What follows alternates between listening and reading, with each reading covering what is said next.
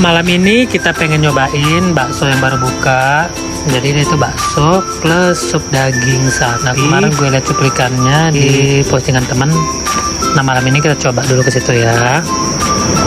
Namanya bakso ayam dan daging Mas Gato. Sebenarnya bukan Mas Gato ya, soalnya yang jual itu orang Aceh. Nah, seperti ini. Wan Abid namanya, nama bang. Nah, ini pesenannya udah nyampe dan emang banyak ini ya, kayak semacam tulang tapi banyak dagingnya. Kayak gini tampilannya. Mari kita coba. Bismillahirrahmanirrahim. Nah, kita suap pertama. Dagingnya itu empuk.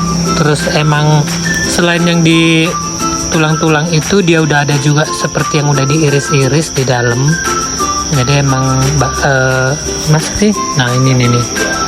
Nah, ini yang tampilan yang udah nempel di tulangnya. Nah, bagi kalian yang pecinta daging atau sop daging atau sop ayam, boleh cobain di mari. Terletak di seberang Hotel Abadi, di jajaran dengan counter di depan-depan itu, bersebelahan dengan roti bakar. Harga juga cukup murah, antara 15 sampai ke 30.000. Cobain deh, serius enak. Nah, ini cerita kita malam minggu ini ya. See you next time and bye-bye.